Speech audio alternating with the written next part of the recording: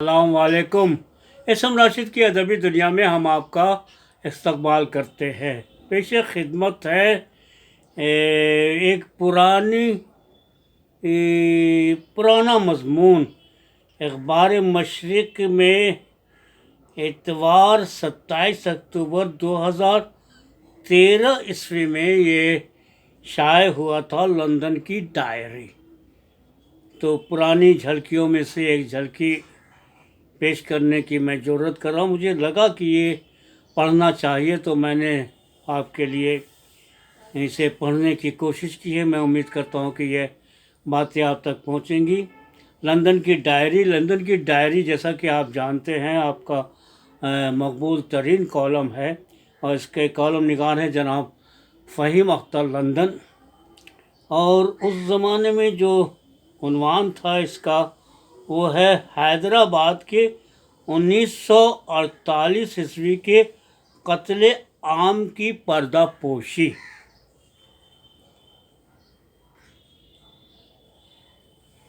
پچھلے دنوں be B C radio پر حیدرآباد کے 1948 عیسوی کے فساد کے حوالے سے ایک دستاویز نشر کی گئی، جسے سن کر ہمیں بھی تاریخ سے اپنی لا علمی پر شرمندگی کا احساس ہوا۔ جب ہندوستان اور پاکستان کا بٹوارا ہوا تو اس وقت فرقہ وارانہ فساد میں کوئی 5 لاکھ لوگوں کو اپنی جان گنوانا پڑی تھی۔ یہ فساد زیادہ تر پاکستان کی سرحد کے قریب ہوا تھا، لیکن ٹھیک اس کے 1 سال بعد ایک اور فرقہ وارانہ فساد ہندوستان کے بڑے شہر حیدرآباد میں ہوا تھا، جس پر آج تک پردہ پڑا ہوا ہے۔ جب ہندوستان کو انگریزوں سے آزادی ملی تھی، اس کے فوراً بعد ستمبر اور اکتوبر 1948 کو حیدرآباد میں ہزاروں لوگوں کو بڑی بے دردی سے قتل کر دیا گیا تھا۔ اس فساد میں ہندوستانی فوج نے کچھ لوگوں کو قطار میں کھڑا کر کے گولیوں سے بھون دیا تھا۔ اس سلسلے میں حکومت کی کمیشن کو ایک رپورٹ پیش کرنی تھی کہ اس قتل عام کی وجہ کیا تھی، لیکن یہ رپورٹ آج تک منظر عام پر نہ آ سکی، اور آج بھی بہت کم لوگوں کو اس بات کا علم ہے کہ اتنے بڑے پیمانے پر حیدرآباد میں فساد ہوا تھا۔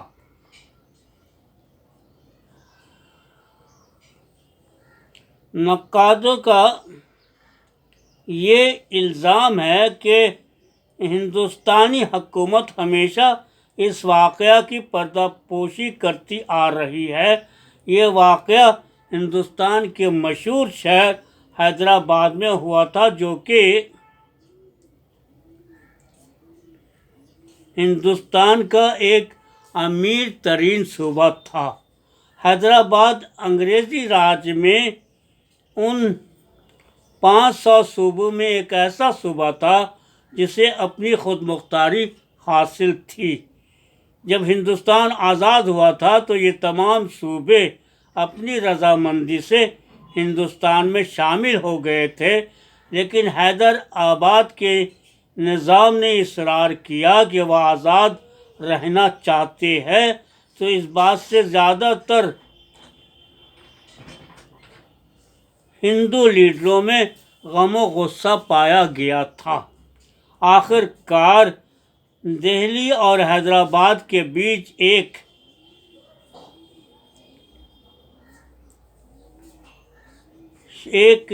شغل کے بعد حکومت نے اپنا صبر کھو دیا، اور ہندوستانی حکومت کو یہ خوف پیدا ہونے لگا کہ ہندو اکثریت والے ملک میں ایک آزاد مسلم صوبے کا قیام نہیں ہو جائے۔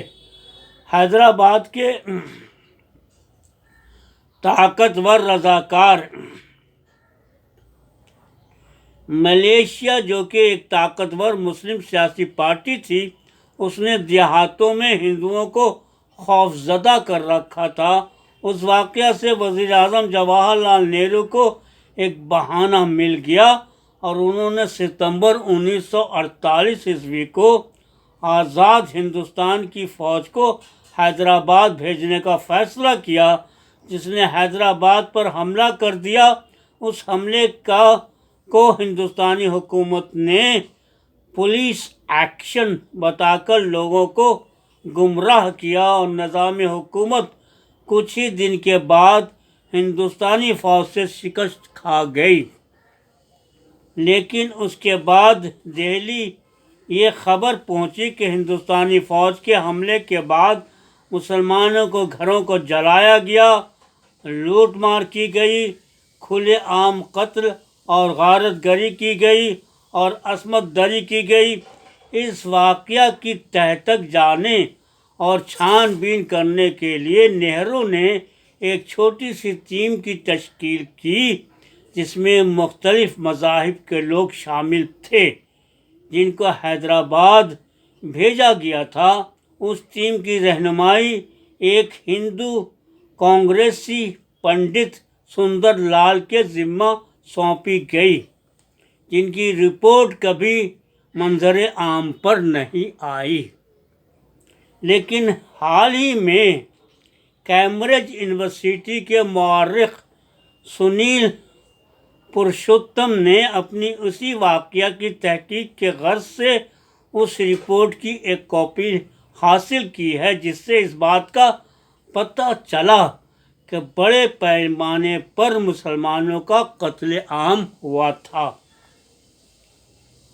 اس رپورٹ میں پنڈت سندر لال کی ٹیم نے یہ انکشاف کیا کہ حیدرآباد کے اس واقعہ میں لگ بھگ 16,000 سے لے کر 40,000 تک لوگوں کی جانیں گئی تھیں۔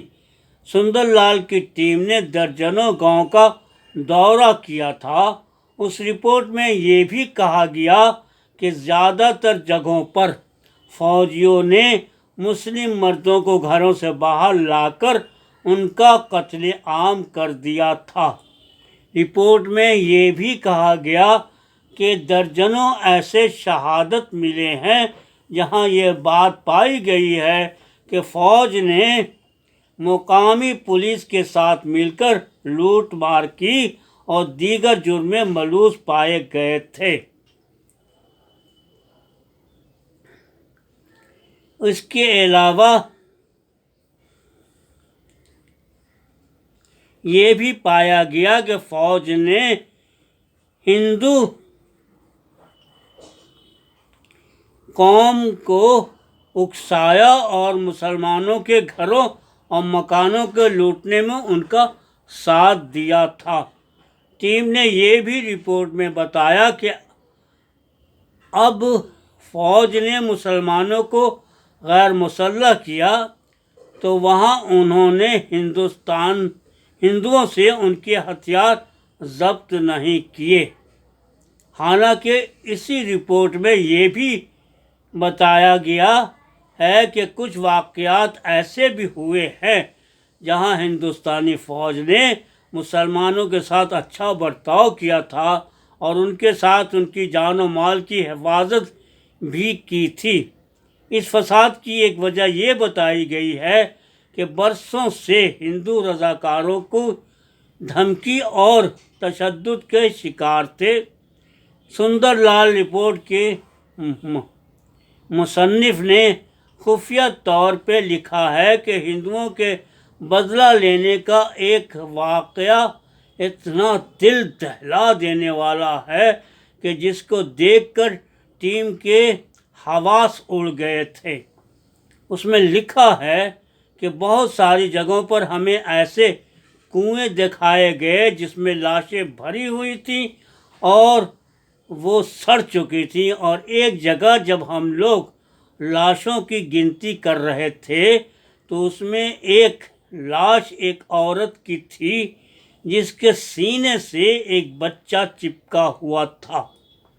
سرکاری طور پر آج تک اس بات کی صفائی نہیں دی گئی کہ سندر لال رپورٹ کے ان